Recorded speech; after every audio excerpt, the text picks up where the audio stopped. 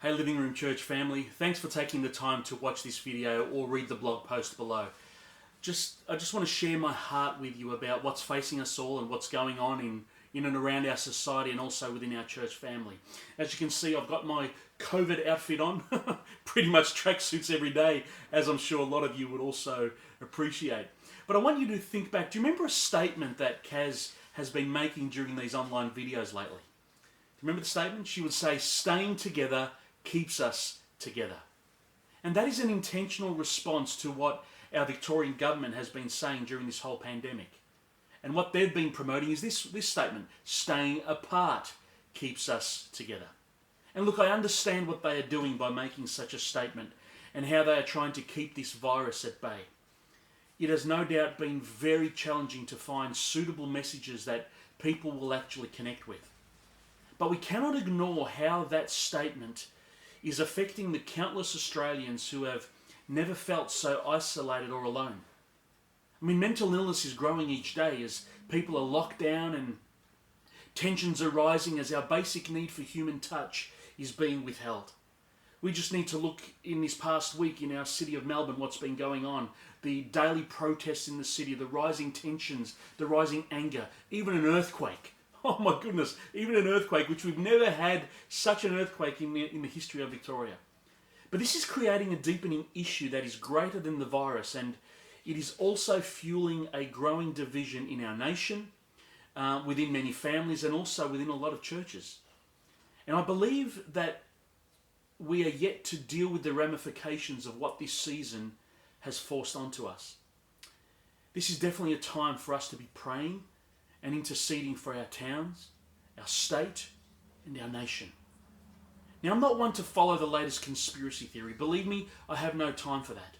Nor am I interested in allowing the devil to set the agenda of my heart or even our church. But at the same time, I also want to live aware that what is happening around us is not as innocent as it appears to be.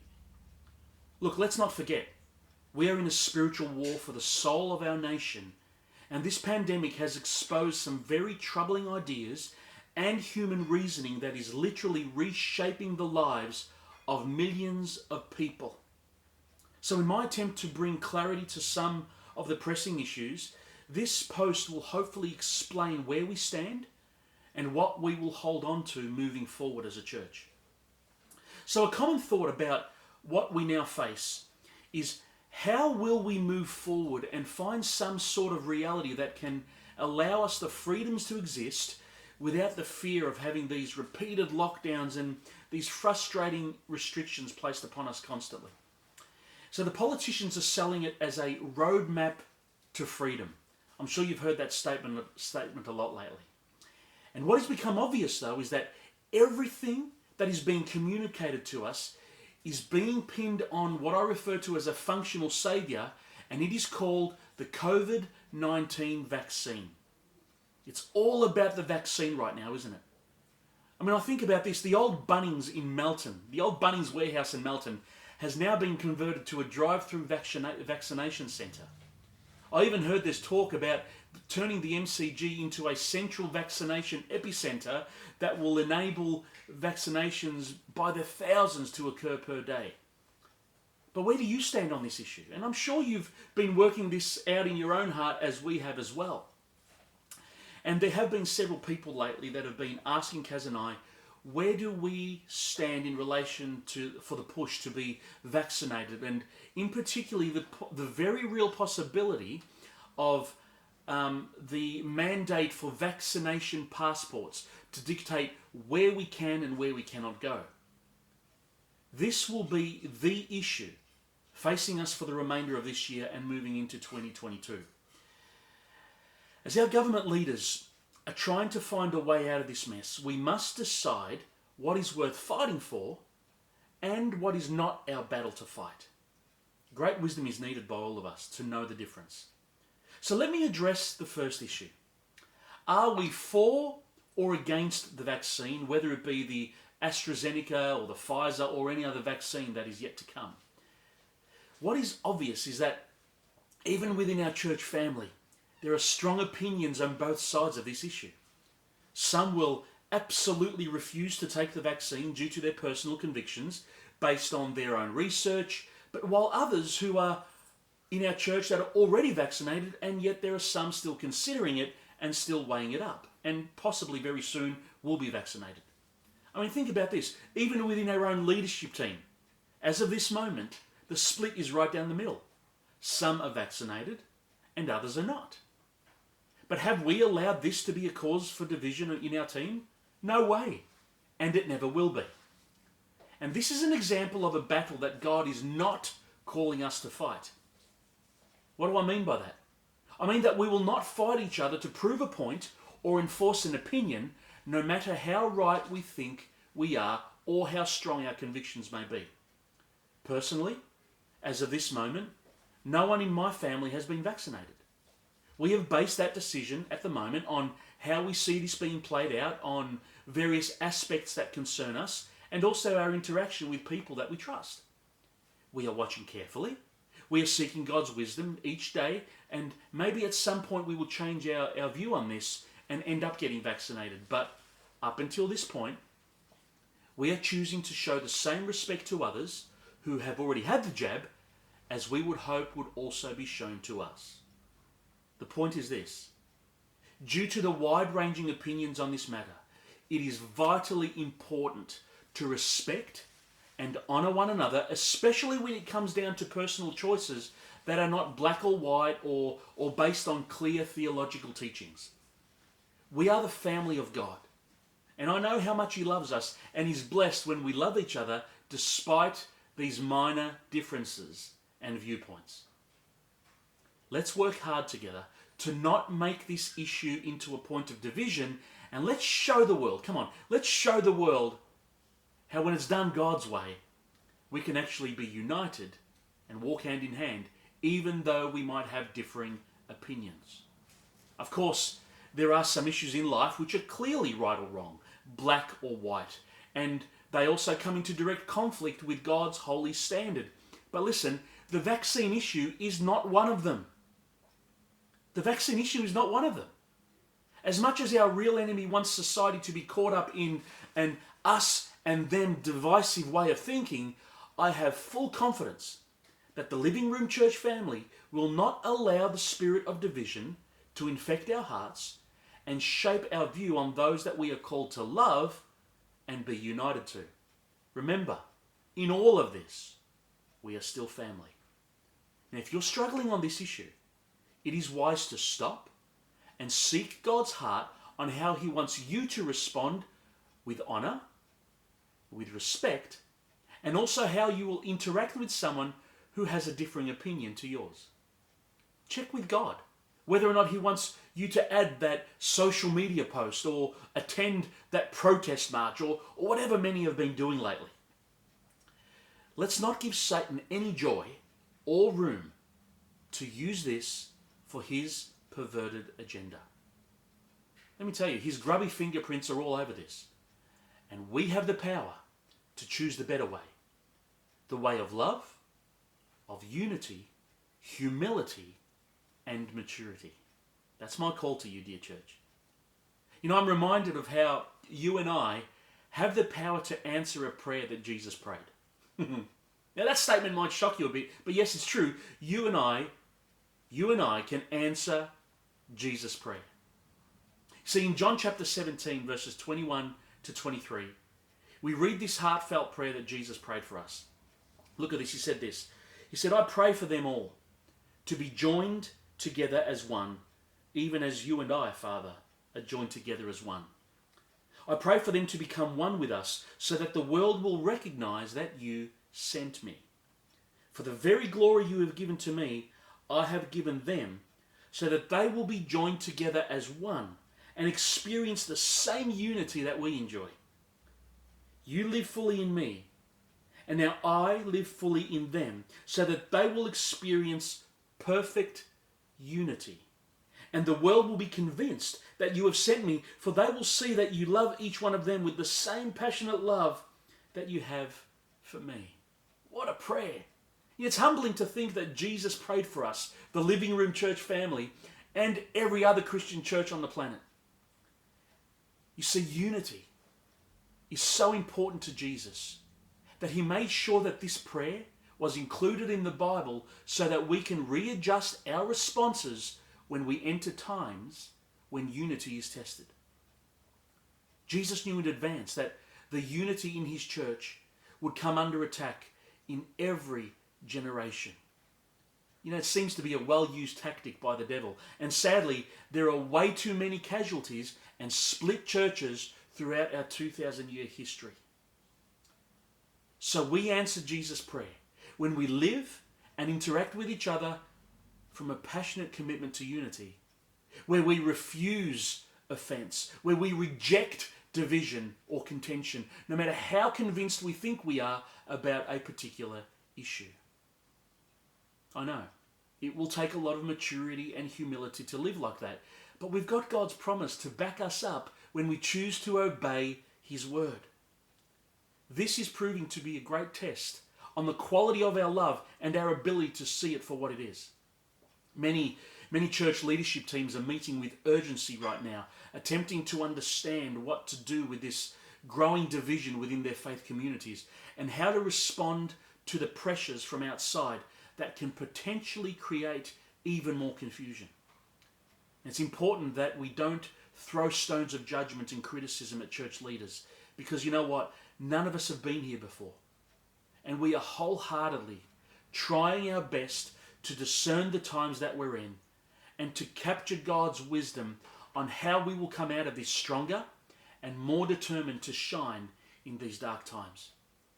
Now, as some of you are aware, a group of pastors have issued a document addressed to our Prime Minister Scott Morrison titled the Ezekiel Declaration.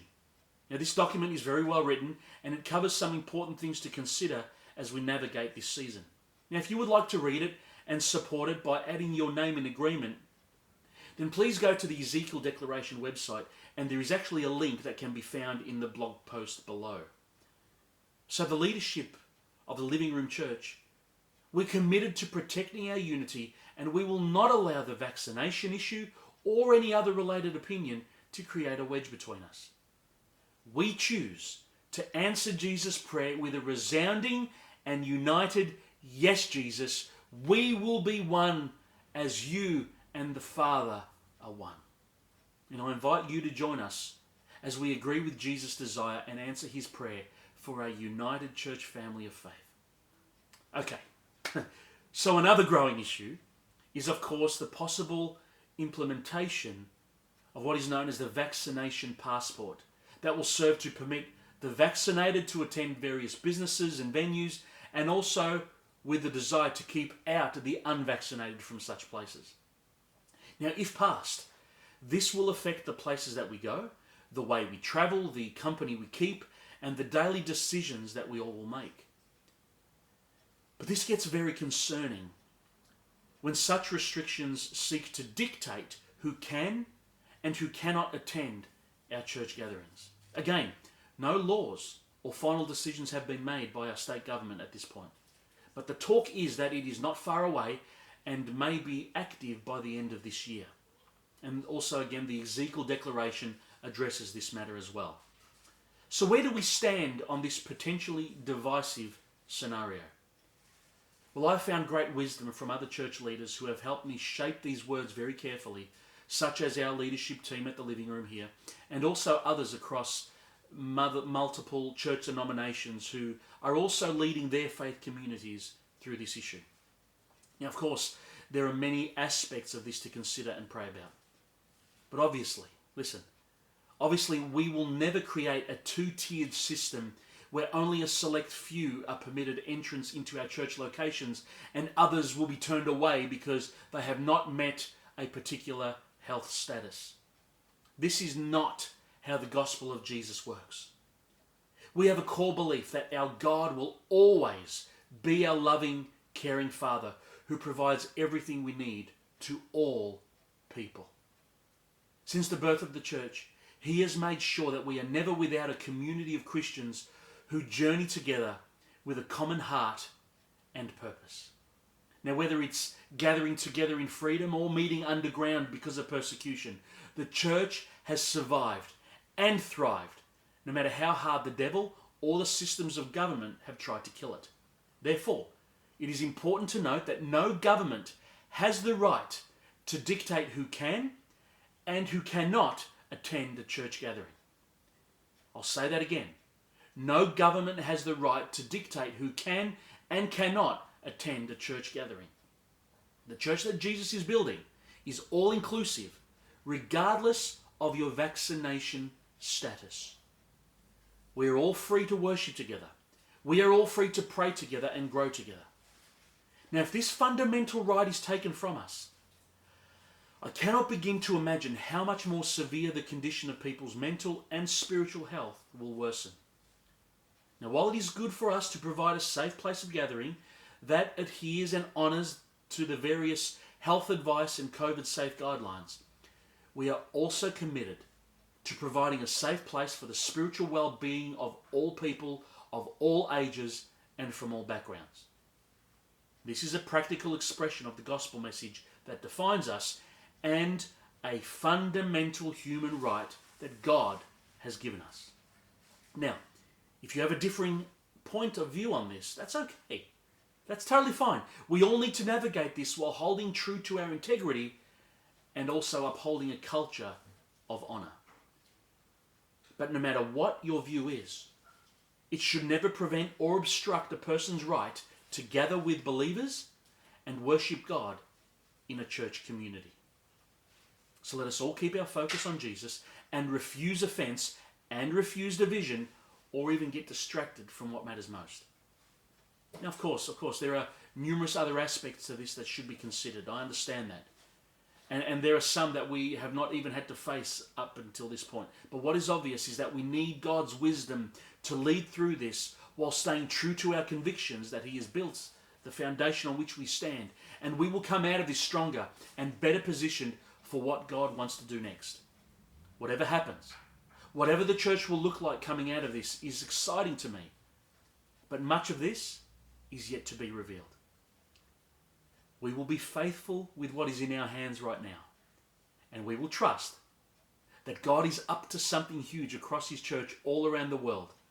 And that He will lead us to live beyond this in total victory and in continued unity. You're probably hearing this and looking for a more definitive answer. But I'm sorry, at this stage, I'm able to give one to you. No laws have been established yet. No definitive mandates have been given yet. So we will wait with ears attentive to God's voice. We will watch with eyes that are filtering everything through a kingdom perspective. And we will make decisions based on those things day by day as we face them. Will our future decisions be popular, or will it be received well by everyone? Probably not. But if we are confident that we have heard from God, then that will be our only course of action as we seek to be faithful to Him above all else, no matter the consequence. Finally, I want to encourage you with this. While there is so much that we don't know right now, and no one really knows how this will all play out, I do know who knows, and knowing that He knows is enough for me to know. Try saying that fast 5 times. What that means is that none of this surprises God, nor does it bring Him any anxiety whatsoever. Walking with Jesus for all these years has taught me that when in a season of mystery, don't fall into the trap of assuming or guessing. Don't look to push the blame on God or anyone else because it feels so frustrating. Don't give up asking and leaning into God's voice, because when we need to know what our next step is, He will surely reveal it. I promise you that. Remember, this is a walk of faith. Not knowing every turn or having a detailed roadmap is actually quite normal when you walk with Jesus. I'm sure you're shouting an amen to that.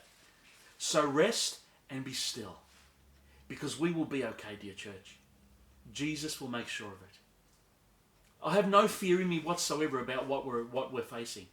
I have no anxiety in me about what the future will look like for the Living Room Church, because I know Jesus is building this. I know Jesus is still the head of His church. And as I mentioned in a recent message that I preached online titled God the Builder, and again, there is a link in the blog post below to that sermon, We are in a season, I said in the message, that we are in a season of transition and preparation.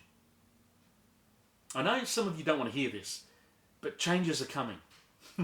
Changes are coming, and God is doing something beautiful behind the scenes, and He is setting up His church for something so glorious, with such unusual power, such significant impact, that the devil will regret ever having messed with the church that Jesus is building.